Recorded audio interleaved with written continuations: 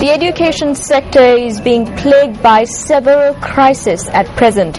Crisis situations at several schools have a direct effect on both students and parents. Now, experts constantly point out that if a country's future is to be guaranteed at some extent, such a guarantee depends on the education of its children.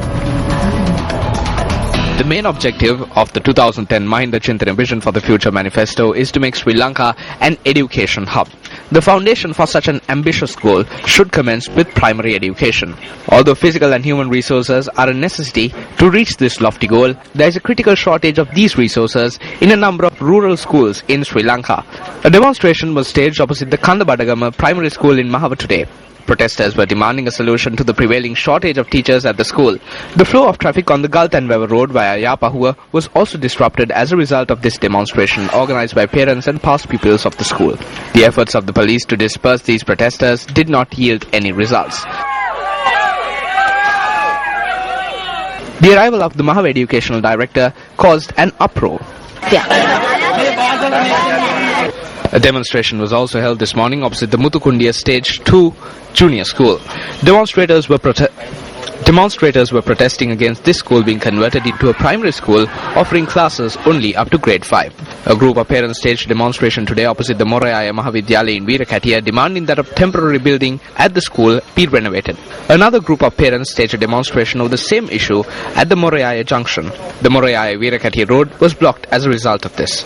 The group dispersed after Minister Mahinda Amaravira arrived at the location and promised to provide temporary roofing sheets for this building. In 2009, as a percentage of GDP, countries including Malaysia, the Maldives, Nepal and Indonesia had allocated far more funds for their education sector than Sri Lanka. In 2010, Malaysia, Nepal, Japan and India too had made larger allocations for education than Sri Lanka as a percentage of GDP. In 2011, when the Maldives allocated 6.8% of its GDP for education, Sri Lanka had only allocated 2%. Speaking to Newsfirst Nadim Majid in an exclusive interview in 2012 on the sidelines of the South Asian Regional Conference of the Eisenhower Fellowships, former Pakistani Minister of Higher Education, Science and Technology, Professor Ata-ur Rahman, highlighted the need to allocate more funds for higher education since the human resource is a country's most important resource.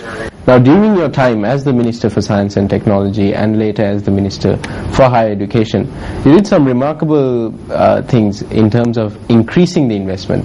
Would you care to explain?